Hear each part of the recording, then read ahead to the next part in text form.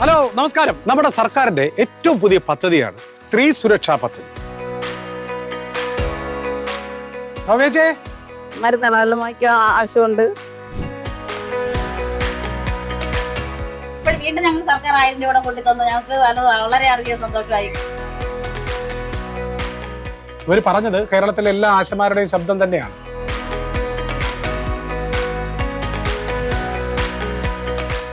വർക്കേഴ്സിന് 14,000 രൂപയും ഹെൽപ്പേഴ്സിന് ഇപ്പൊ നമ്മളോടൊപ്പം തന്നെ 1000 രൂപ അവർക്കും കൂട്ടിയിട്ടുണ്ട്.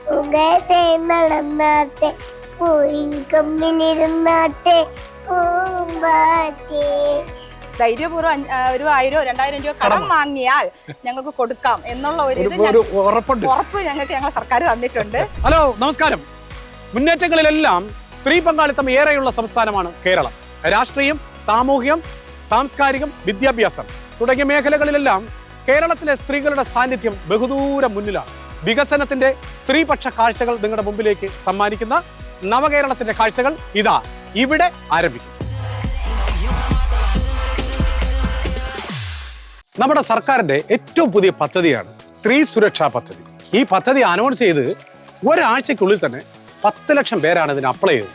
സാധാരണ മറ്റ് ക്ഷേമ പെൻഷനുകളൊന്നും ഇല്ലാത്ത ഗുണഭോക്താക്കളായ 35-നും 60 വയസ്സിനും ഇടയിലുള്ള സ്ത്രീകളാണ് ഇതിന്റെ ഗുണഭോക്താക്കൾ. സ്ത്രീകൾക്ക് മാത്രമല്ല കേട്ടോ, ട്രാൻസ്ഫോമിന് ഉൾപ്പെടെ ഇതിന് അപ്ലൈ ചെയ്യാം. നമ്മൾ ഈ ഏരിയയിൽ ഈ സുരക്ഷാ പദ്ധതിക്ക് വേണ്ടി അപ്ലൈ ചെയ്ത ഒരു ചേച്ചിയുടെ വീടുണ്ട് കേട്ടോ. നമുക്ക് അവരൊന്ന് പോയി കാണാം.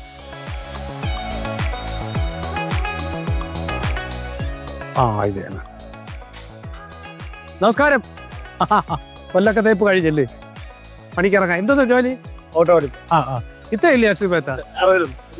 ഞാൻ അങ്ങോട്ട് പോയതും കണ്ടിട്ട് വേണം. ശരി.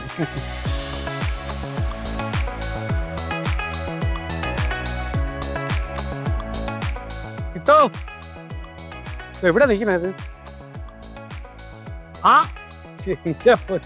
ഇവിടെ ഇങ്ങനെയൊക്കെ സ്ഥലമുണ്ടല്ലേ? ഞാൻ കാക്ക കണ്ടിരുന്നു. ഈ പെൻഷന്റെ ആപ്ലിക്കേഷൻ കൊടുത്തിരുന്നു. ഏതിന്റെ? അറിയാൻ വേണ്ടി ഇങ്ങനെ ഓരോരുത്തരെ കാണാൻ വേണ്ടി ഞാൻ വന്നതാണ്.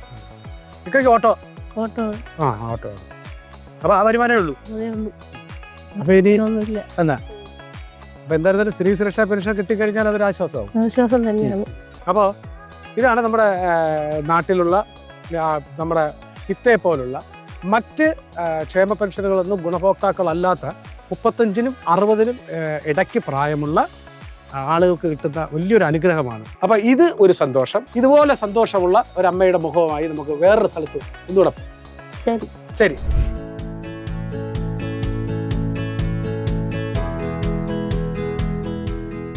മോളെ പേരുന്നത്?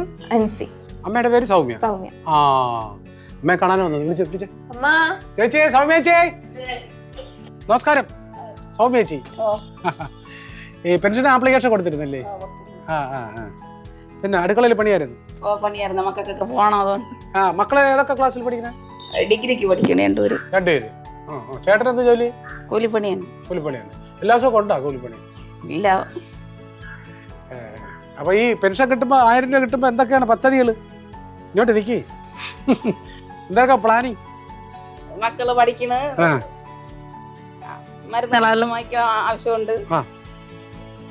പിന്നെ അവർക്ക് എപ്പോഴും പണിയൊന്നും കാണൂല ചേട്ടന്. അത്യാവശ്യം ഇനിയിപ്പോ മഴയൊക്കെ വന്നു കഴിഞ്ഞാൽ പിന്നെ പണിയും കാണും. പിന്നെ ഈ ഒരു 1000 രൂപ കിട്ടുന്നത് അപ്പൊ മക്കൾ രണ്ടുപേരും കോളേജിൽ പഠിക്കുകയാണ് അല്ലേ? രണ്ടുപേരും ഡിഗ്രിക്ക് പഠിക്കണം. അപ്പൊ അതിന്റെ ചെലവുകളുണ്ട്.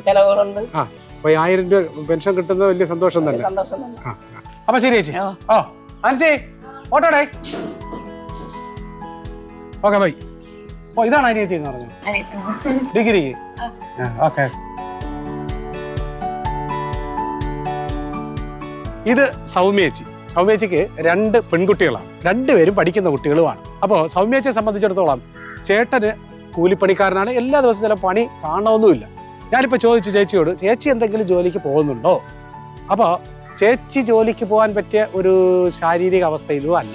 അപ്പോൾ അവർക്ക് മരുന്ന് വാങ്ങാനുള്ള പൈസയെങ്കിലും ഈ പദ്ധതി പ്രകാരം കിട്ടുന്ന 1000 രൂപ ഉപകാരപ്പെടും. ഇത് സൗമ്യേച്ചിയുടെ കാര്യം. അപ്പോൾ അവർക്ക് എന്തുകൊണ്ടും അനുഗ്രഹമായിരിക്കും നമ്മുടെ സർക്കാരിൻ്റെ പുതിയ ഈ പദ്ധതി.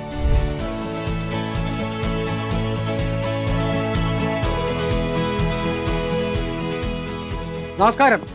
മീനാക്ഷി, നിങ്ങൾ അന്വേഷിച്ച് ഞാൻ അവിടെ വന്നപ്പോഴാണ് വീട്ടിൽ നിന്ന് പറഞ്ഞത് ഇവിടെ ഇങ്ങോട്ട് വന്നു. ഞാൻ കുറച്ച് വീടുകളിൽ രാവിലെ ഇറങ്ങിയിട്ട് 10-15ഓളം വീടുകളിൽ വിസിറ്റ് ചെയ്തിട്ടാണ് ഇവിടെ ഒരു പേഷ്യന്റ് ഉണ്ട്. അപ്പൊ ആ പേഷ്യന്റിനെ കാണാനായിട്ട് വന്നതാണ് ഞാൻ. രാവിലെ എത്ര മണിക്ക് തുടങ്ങും? ഞാൻ 7 മണിയായപ്പോഴത്തേക്ക് ഇറങ്ങി. നമുക്ക് പ്രധാനം എന്ന് പറയുന്നത് കിടപ്പ് രോഗികള്, ഗർഭിണികള്, കുട്ടികൾക്കുള്ള വാക്സിനേഷൻ. അപ്പൊ ഇതൊക്കെ നമുക്ക് അത്യാവശ്യം പോയി നമ്മൾ കൈകാര്യം ചെയ്യേണ്ട കാര്യങ്ങളാണ്. അപ്പൊ ഇത്രയും കാര്യങ്ങൾ ചെയ്യുന്ന നമ്മുടെ ആശാ വർക്കർക്ക് ഈ അടുത്ത കാലത്ത് കിട്ടിയ ഏറ്റവും വലിയ സന്തോഷം എന്ന് പറഞ്ഞാൽ സന്തോഷം എന്ന് പറഞ്ഞാൽ ഇപ്പോൾ വീണ്ടും ഞങ്ങൾക്ക് സർക്കാർ 1000 രൂപ കൊണ്ടു തന്നു. ഞങ്ങൾക്ക് വളരെയധികം സന്തോഷമായി. ഞങ്ങൾക്ക് ആദ്യം 100 രൂപയിൽ തുടങ്ങിയ ഓണററിയാണ് നമ്മുടെ ഈ സർക്കാർ വന്നതിന് ശേഷം വളരെയധികം വർധനവോടുകൂടി 8000 രൂപ വർദ്ധിപ്പിച്ചുകൊണ്ടുള്ള ഓണററിയാണ് നമുക്ക് വാങ്ങിക്കുന്നത്. അതോടൊപ്പം ഞങ്ങൾക്ക് ഇൻസെന്റീവ് പ്ലസ് ഇൻസെന്റീവ് കൂടെ കിട്ടുന്നുണ്ട്. അപ്പൊ ഇത് രണ്ടും കൂടെ ഒരു ആൾക്ക് എത്ര രൂപയ്ക്ക് പുറത്ത് വാങ്ങുന്ന ആശമാരുണ്ട്. ബീന ചേച്ചി എത്ര രൂപ വാങ്ങുന്നുണ്ട്? എനിക്ക് ഈ മാസം 15000 രൂപ കിട്ടിയിട്ടുണ്ട്. മറ്റു ആശാ വർക്കർമാരൊക്കെ ഇൻസെന്റീവും കൂടെ. അപ്പൊ എല്ലാ മാസവും മറ്റുള്ള ആശമാർക്കും അതേപോലത്തെ ഓണററിയും ഇൻസെന്റീവും വരുന്നുണ്ട്. കാരണം ഇൻസെന്റീവ് നമ്മൾ ഈ വർക്ക് ചെയ്യുന്നതനുസരിച്ചുള്ള ഇൻസെന്റീവാണ് ഓരോ ആശമാർക്കും കിട്ടുന്നത്. ഞാൻ മാത്രമല്ല, എന്റെ വാർഡിൽ ഒരു ആശാപ്രവർത്തക കൂടെ ഉണ്ട്. ഞങ്ങൾ ഒരു വാർഡിൽ 2 ആശമാരാണ് വർക്ക് ചെയ്യുന്നത്. നമസ്കാരം. ബിന്ദു ചേച്ചിയാണ് ബീനേച്ചിയുടെ കൂടെ വർക്ക് ചെയ്യുന്നത്. ശരി ശരി. ഇപ്പൊ എന്താണ് സന്തോഷം? നമുക്ക് ഓണററിയും കൂട്ടിയിട്ടുണ്ട്. അതൊരു വലിയ സന്തോഷമാണ്. നമുക്ക് ഫീൽഡിൽ ധാരാളം ജോലിയുണ്ട്. അപ്പൊ അതിന്റെ കൂടെ ഓണററിയും കൂട്ടിയപ്പം നല്ലൊരു ആശ്വാസമാണ്. പ്ലസ് ഇൻസെന്റീവ് ഉണ്ട്, 3000 രൂപ ഇൻസെന്റീവ് ഉണ്ട്. അപ്പൊ എല്ലാം കൂടെ ബിന്ദു ചേച്ചി എത്ര രൂപ വാങ്ങും? എല്ലാം കൂടി അത് 13,500 14-നകത്തുണ്ട്. അപ്പൊ എല്ലാ ആശമാരും അത്യാവശ്യം അത്രയും പൈസ കിട്ടുന്നുണ്ട്. കൂടുതൽ കിട്ടുന്നവരും ഉണ്ട്. അപ്പൊ ഹാപ്പി തന്നെയാണ്. ഹാപ്പിയാണ്. അപ്പൊ ഇത് 2 ആശമാരാണ്. ഒന്ന് ബീന ചേച്ചി, ഒന്ന് ബിന്ദു ചേച്ചി. ഇവർ പറഞ്ഞത് കേരളത്തിലെ എല്ലാ ആശമാരുടെയും ശബ്ദം തന്നെയാണ്. നമ്മുടെ പെയിൻ ആൻഡ് പാലിയേറ്റീവിലെ രോഗികളെയും ഗർഭിണികളെയും ഒക്കെ അവരുടെ സമയം മാറ്റി നിർത്തി നോക്കുന്നവരാണ്. അവരുടെ ഏറ്റവും വലിയൊരു സന്തോഷം എന്ന് പറഞ്ഞാൽ ഇപ്പോൾ സർക്കാർ അവരുടെ ഓണറേറിയം കൂട്ടിയതിലുള്ള വലിയ സന്തോഷമാണ് അവരുടെ മുഖത്ത്. അപ്പൊ ഇനിയിപ്പം എന്താണ്, എവിടെയാണ് ഡ്യൂട്ടി? ഇനി അടുത്ത വീട്ടിലോട്ട് പോകണം. അടുത്തത് ഇത് വഴി പോകും. ശരി, ഓക്കെ. അപ്പൊ ബീനേച്ചിക്ക് എനിക്ക് എന്റെ അമ്മയുണ്ട്. ആ അമ്മയെ കാണാനായിട്ട് പോകണം. നമ്മളും കൂടെ വന്ന കുഴപ്പമില്ല. ശരി, പോവാ.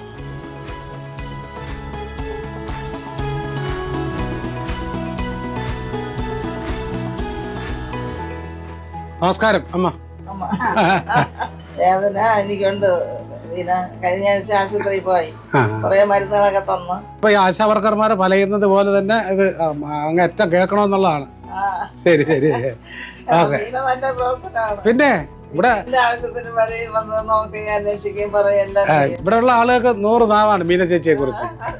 അങ്ങനെ ബീന ചേച്ചിമാരെ പോലുള്ള ആശാ വർക്കർമാരുടെ ആശയ്ക്കനുസരിച്ച് അവരുടെ വേതനം വർദ്ധിപ്പിച്ചുകൊണ്ട് തന്നെയാണ് നമ്മുടെ കേരള സർക്കാർ മുമ്പിലേക്ക് പൊയ്ക്കൊണ്ടേയിരിക്കുന്നത്.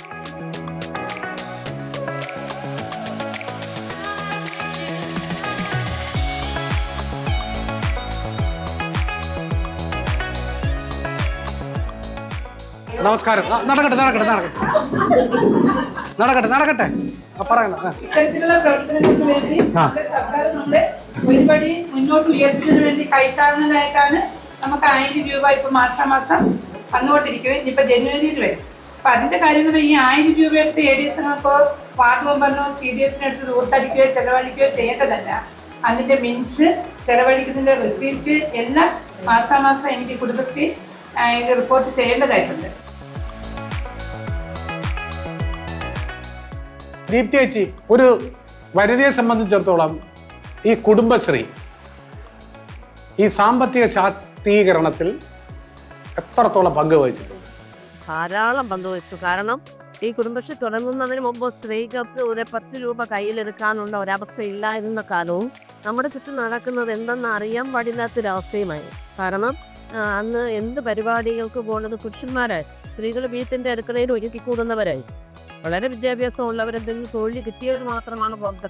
വന്നിൻ്റെത്തോന്ന് പലരും പറഞ്ഞിട്ടുണ്ട്. 10ാം ക്ലാസ്സിൽ തോറ്റ നമ്മൾ മേസിന് ഏറ്റവും കൂടുതൽ കുറച്ച് മാർക്കിട്ടേ ഞങ്ങൾക്ക് ഇന്ന് ഇത്രയും കണക്കെഴുതാൻ കഴിഞ്ഞത് കുടുംബശ്രീ വഴിയാണ്. കാരണം സാമ്പത്തികശ്രീ ഇന്ന് 20 ലക്ഷം രൂപ ബാങ്ക് ലോൺ കൊടുക്കുന്നുണ്ട്. ആ 20 ലക്ഷം രൂപയുടെ കണക്കുകൾ അയൽക്കൂട്ടത്തിന് തന്നെ ഇപ്പോൾ ഓരോരുത്തരുടെ സമ്പാദ്യം 50,000 കഴിഞ്ഞ വ്യക്തിഗത 50,000 വരെ എത്തിയ അംഗങ്ങളുണ്ട്. അപ്പോൾ ആ 20 പേരുടെ സമ്പാദ്യം അവിടെ എത്രയായിട്ടുണ്ടാവും? അത് ലോൺ കൊടുക്കുക, ഇൻട്രസ്റ്റ് വാങ്ങുക, ഇതെല്ലാം കണക്ക് ചെയ്യുന്നത് നല്ലവണ്ണം മേസറിയാവുന്ന ഒരാളാണ്. പഠിത്തത്തിൽ മേസിന് താഴോട്ട് നിന്നവരും ആ നിലയിൽ എത്തിച്ചേരാൻ കഴിയുന്ന കുടുംബശ്രീ വഴിയാണ്. ഈ കുടുംബശ്രീയുടെ ഗ്രാൻഡ് ഇപ്പൊ വർദ്ധിപ്പിച്ചല്ലോ. അപ്പൊ ഗ്രാൻഡ് കുറഞ്ഞ സമയത്തുള്ളതും ഇപ്പൊ കൂട്ടിയ സമയത്തുള്ള ഒരു മാറ്റം എങ്ങനെയാണ് ചേച്ചി? ആദ്യം 5000 രൂപ വെച്ചാണ് ജില്ലാ മിഷനിൽ നിന്ന് കൊടുത്തുകൊണ്ടിരുന്നത്. ആ 5000 രൂപയ്ക്ക് കുറച്ച് 1-2 സംരംഭകർക്ക് വളർത്താനേ അത് കൊടുക്കാൻ പറ്റുള്ളൂ. പക്ഷേ ഇപ്പോൾ 15000 രൂപയായി. അപ്പോൾ കുറച്ച് കൂടുതൽ അംഗങ്ങളെ ഇപ്പോൾ ഈ ഗ്രാൻഡ് പോലെ കൊടുത്ത് അവർക്കിത് ചെയ്ത് പൈസ തിരിച്ചടയ്ക്കാൻ കുടുംബശ്രീയെ വളർത്തിക്കൊണ്ടുവരാനും ഈ ഇത്രയും പൈസ കൂട്ടിയതിലൂടെ കഴിയുന്നുണ്ട്.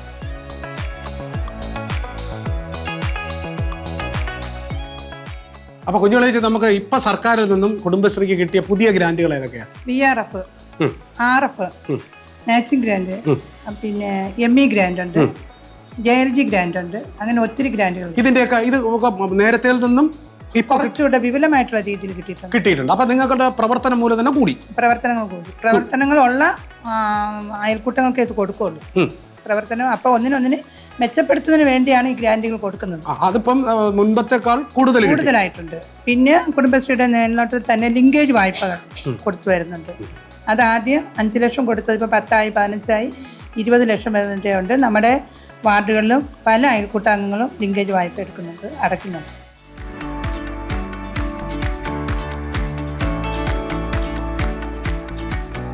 നമ്മുടെ കുടുംബശ്രീ എന്ന് പറയുന്ന മഹാപ്രസ്ഥാനത്തിന് സർക്കാരിൻ്റെ ഒരു കരുതൽ എങ്ങനെയാണ്?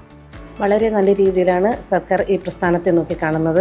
ഏറ്റവും കൂടുതൽ ഫണ്ടുകൾ വിനിയോഗിച്ച് എത്രത്തോളം കുടുംബശ്രീയെ മുന്നോട്ട് കൊണ്ടുവരാൻ സാധിക്കുമോ അത്രയും വളർത്തിക്കൊണ്ടുവരാൻ വേണ്ട എല്ലാ കരുതലുകളും സർക്കാരിൻ്റെ ഭാഗത്തുനിന്ന് നൽകുന്നുണ്ട്. പേര് സുജ, ADS-ന്റെ പ്രസിഡന്റാണ്. സുജയാണ് പേര്.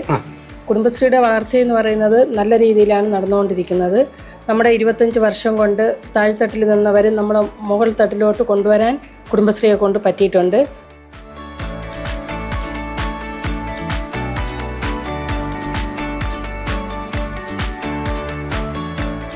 എൻ്റെ ഇടതും വലതും ഇരിക്കുന്ന അമ്മമാരും സഹോദരിമാരും വളരെ ചിരിച്ച മുഖത്തോടു കൂടിയാണ് ഇരിക്കുന്നത്.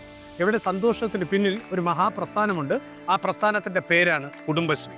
ഈ കുടുംബശ്രീയെ അങ്ങേയറ്റം കരുതലോടെ സംരക്ഷിക്കാൻ നമ്മുടെ സർക്കാർ അങ്ങേയറ്റം ശ്രമിക്കുന്നുണ്ട്.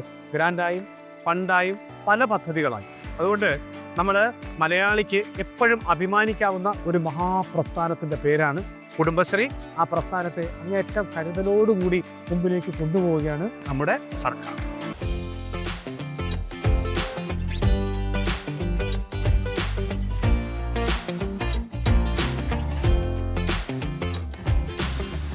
ഇന്ത്യയിലെ മറ്റു സംസ്ഥാനങ്ങളെക്കാൾ ഏറ്റവും കൂടുതൽ ഈ അംഗനവാടികൾക്ക് പ്രാധാന്യം കൊടുക്കുന്ന ഒരു സംസ്ഥാനമാണ് കേരളം. അതുകൊണ്ട് തന്നെ കേരളത്തിൽ ഏതാണ്ട് 33,000-ലധികം അംഗനവാടികൾ പ്രവർത്തിക്കുന്നുണ്ട്. നമ്മുടെ കുട്ടികളിലുള്ള ഈ പോഷകാഹാരക്കുറവില്ലേ, അതിനെ നിയന്ത്രിക്കുക, അതുപോലെ തന്നെ അമ്മമാരുടെ ആരോഗ്യം പരിപാലിക്കുക, പ്രീ സ്കൂളിംഗ് അതിനെ ശക്തിപ്പെടുത്തുക തുടങ്ങിയ തരത്തിലുള്ള ലക്ഷ്യങ്ങളാണ് ഈ അംഗനവാടി എന്നുകൊണ്ട് ഉദ്ദേശിക്കുന്നത്. അപ്പോൾ ഇന്ന് അങ്ങനെ പ്രവർത്തിക്കുന്ന ഒരു അംഗനവാടിയെ നമുക്ക് നേരിട്ട് കാണാം. അവിടുത്തെ വർക്കേഴ്സിനെ കാണാം, ഹെൽപ്പറിനെ കാണാം, പിന്നെ നമ്മുടെ കുരുന്നു കുട്ടികളെ കാണാം, അവർക്ക് മിഠായി കൊടുക്കാം. പിന്നെ അവിടുത്തെ ബാക്കിയുള്ള കാര്യങ്ങൾ എങ്ങനെയൊക്കെയാണ് നമുക്ക് നേരിട്ട് തന്നെ ബോധ്യപ്പെടാം. ഓക്കെ, വരും.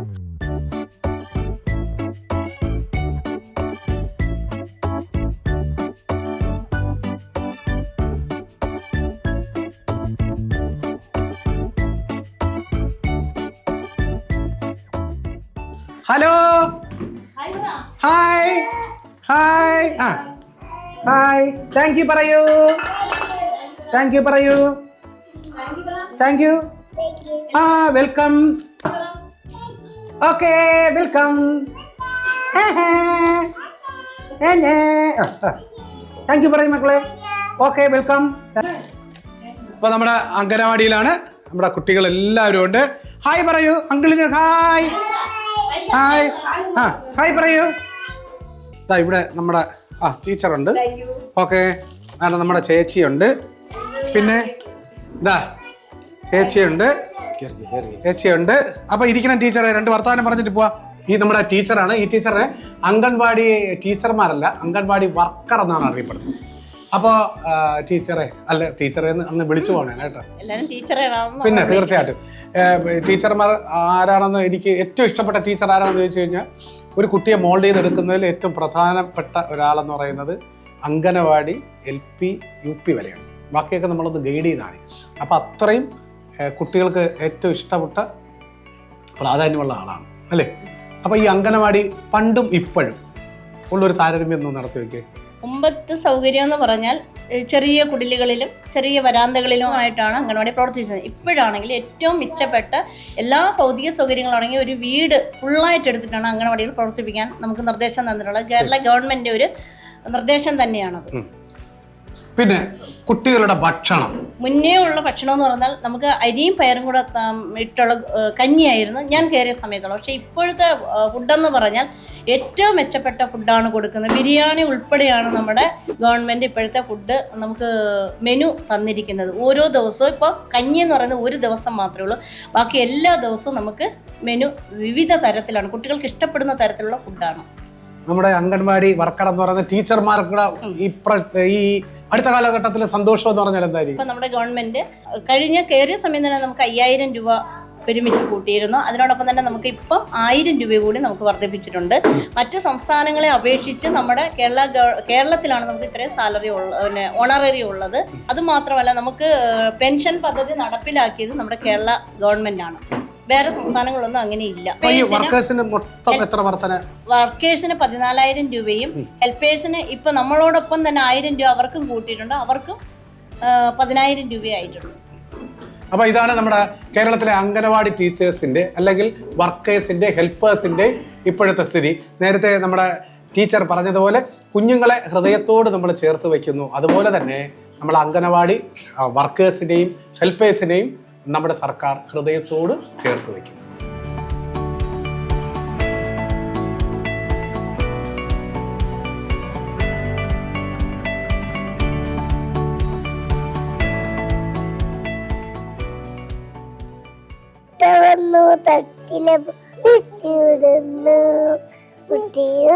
പൂക്കളെല്ലാം പൊട്ടി വിടന്നു ഉടനുണ്ടാവന്നാട്ടെ പുകത്തെ നടന്നാട്ടെ പൂയിങ്കമ്പിലിരുന്നാട്ടെ പൂമ്പാറ്റേ പൂമ്പാറ്റേ.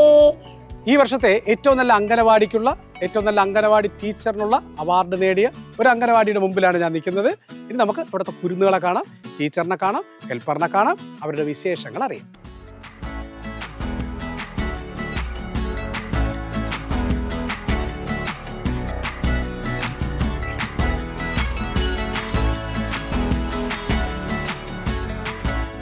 മികച്ച അംഗൻവാടിക്കുള്ള അവാർഡും മികച്ച വർക്കറിനുള്ള അവാർഡും രണ്ടും കൂടെ ഒരുമിച്ച് നേടിയ ഒരു സ്ഥാപനമാണിത്. പേര് സന്ധ്യ രവീന്ദ്രൻ. സന്ധ്യ ടീച്ചറാണ്. ഇത് ഇവിടുത്തെ സ്മാർട്ട് അംഗൻവാടിയാണ്. അതെ, കാട്ടാക്കട പഞ്ചായത്തിലെ ഒരേ ഒരു സ്മാർട്ട് അംഗൻവാടി. പിന്നെ ഇപ്പൊ സ്മാർട്ടായിട്ട് അംഗൻവാടികൾ കുറെ ഉണ്ട്. എന്നാലും ഫസ്റ്റിലെ നമുക്ക് വന്ന മാതൃകാ അംഗൻവാടി എന്ന് തന്നെ പറയാം. കാട്ടാക്കട പഞ്ചായത്തിലാണെങ്കിൽ 38 അംഗൻവാടിയും സ്വന്തം സ്ഥലത്ത് സ്വന്തം കെട്ടിടത്തിലാണ് കാട്ടാക്കട പഞ്ചായത്ത് എല്ലാ കെട്ടിടങ്ങളും സൗകര്യങ്ങൾ അടിസ്ഥാന സൗകര്യങ്ങളെല്ലാം ടെറസ് കെട്ടിടങ്ങളായി. 2 നിലയുള്ള ബിൽഡിങ്ങുകളുണ്ട്, ഫസ്റ്റ് ഒറ്റ നിലയുള്ള ബിൽഡിങ്ങുകളുണ്ട്. എല്ലാ സൗകര്യങ്ങളും നമുക്ക് ചെയ്തു തന്നിട്ടുണ്ട് സർക്കാർ. നിങ്ങൾക്കുള്ള ഒരു ആനുകൂല്യം കൂടെ പറയണം. ഞങ്ങൾക്ക് 600 രൂപയിലും കയറിയ ഞങ്ങളാണ്. സ്റ്റാർട്ടിങ് 600 രൂപ കയറിയതാണ്. ഇപ്പൊ ഇരിക്കുന്ന സർക്കാർ നമുക്ക് നല്ല രീതിയിൽ ഞങ്ങൾക്ക് ഇപ്പൊ 13,500 രൂപ വരെ ഞങ്ങൾ വാങ്ങുന്നുണ്ട്. വർക്കർമാര് ഹെൽപ്പർമാർ 9,000 രൂപ വരെ വാങ്ങുന്നുണ്ട്. തുച്ഛമായ സാലറിയിൽ നിന്ന് ഇത് ഞങ്ങൾക്ക് കിട്ടുന്ന ഏറ്റവും എന്ന് വെച്ചാൽ ഞങ്ങളെ പോലെയുള്ള പാവപ്പെട്ട അംഗൻവാടി പ്രവർത്തകർക്ക് ഞങ്ങളുടെ സർക്കാർ തരുന്ന ഇത് വളരെ ഒരു നേട്ടം തന്നെയാണ്.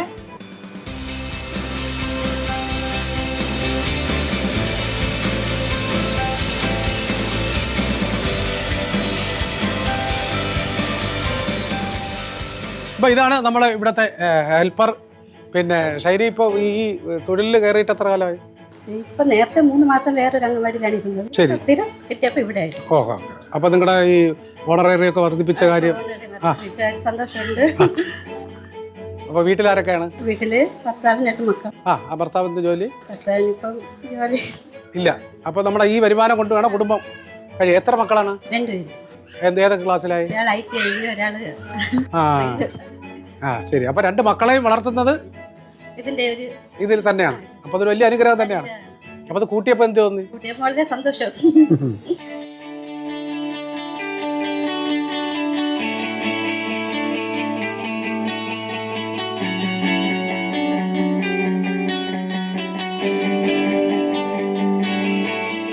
ഇനി നമ്മളോടൊപ്പം ഉള്ളത് അംഗൻവാടി ടീച്ചറെന്ന് നമ്മൾ സ്നേഹപൂർവ്വം പറയുന്ന അംഗൻവാടി വർക്കർ ബിന്ദു ടീച്ചറാണ്. നമസ്കാരം. നമസ്കാരം. എവിടെയാണ്?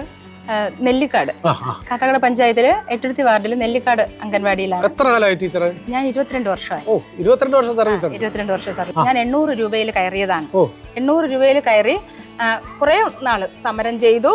അങ്ങനെയായി ഏകദേശം ഒരു 5000 രൂപ. അത് കുറച്ച് വർഷം ഞങ്ങൾ 5000 രൂപയിൽ കഴിഞ്ഞു. ഈ സർക്കാർ വന്നതിന് ശേഷം ഈ 9 വർഷത്തിനിടയ്ക്ക് ഈ 5000 രൂപയിൽ നിന്ന് ഞങ്ങൾക്കിപ്പോൾ 13,500 കയ്യിൽ കിട്ടുന്നത്. ഇപ്പോൾ ഒരു 1000 രൂപ കൂടെ കൂട്ടി ഉൾപ്പെടെ 14 ഞങ്ങളുടെ ബേസിക് സാലറി 14. അപ്പോൾ അതെത്രയും കിട്ടിയിട്ടുണ്ട്. അതിന് അപ്പം ഞങ്ങൾക്ക് ആ 5000 രൂപ എന്നുള്ളത്, കാരണം എൻ്റെ ആ സമയത്ത് എൻ്റെ ഹസ്ബൻഡ് ആക്സിഡൻ്റ് ഒക്കെ ആയി കിടന്ന സമയമാണ്. ഈ കുഞ്ഞുങ്ങൾ കുഞ്ഞായിരുന്നു. ഈ 5000 രൂപ വെച്ച് ഒരുപാട് ബുദ്ധിമുട്ടാണ്. കാരണം ആശുപത്രി ചെലവ് നോക്കണം, ഞങ്ങളുടെ കുടുംബകാര്യം നോക്കണം, കുഞ്ഞുങ്ങളെ വിദ്യാഭ്യാസം നോക്കണം. ആ സ്ഥലത്ത് നിന്ന് ഇപ്പോൾ ഞങ്ങൾക്ക് എവിടെയെങ്കിലും ചെന്ന് ഒരു ധൈര്യപൂർവ്വം ഒരു 1000-2000 രൂപ കടം വാങ്ങിയാൽ ഞങ്ങൾക്ക് കൊടുക്കാം എന്നുള്ള ഒരു ഉറപ്പ് ഞങ്ങളുടെ സർക്കാർ തന്നിട്ടുണ്ട്. അപ്പോൾ എല്ലാ നമ്മുടെ അംഗൻവാടി ടീച്ചർ അല്ലെങ്കിൽ വർക്കർമാർ, ഹെൽപ്പർമാരുടെ ഒക്കെ പ്രതികരണം ഇതാണ് ഞാൻ നേരത്തെ പറഞ്ഞത്. ഏതാണ്ട് കേരളത്തിൽ മാത്രം 33,000-ൽ പരം അംഗനവാടികളുണ്ട്. ആ അംഗനവാടികളെയൊക്കെ നമ്മുടെ വർക്കർമാർ അല്ലെങ്കിൽ ടീച്ചർമാർ കുട്ടികളെ ഹൃദയത്തോട് ചേർത്ത് വയ്ക്കുന്നത് പോലെയാണ് കേരള സംസ്ഥാനം ഈ അംഗൻവാടികളെ ഹൃദയത്തോട് ചേർത്ത് വയ്ക്കുന്നത്.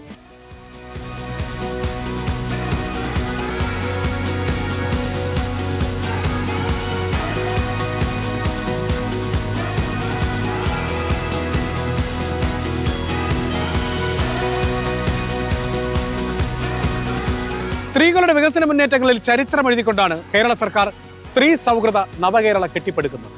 സ്ത്രീ ശാക്തീകരണം ഒരു പദ്ധതിയല്ല, മറിച്ച് ഒരു സംസ്കാരം.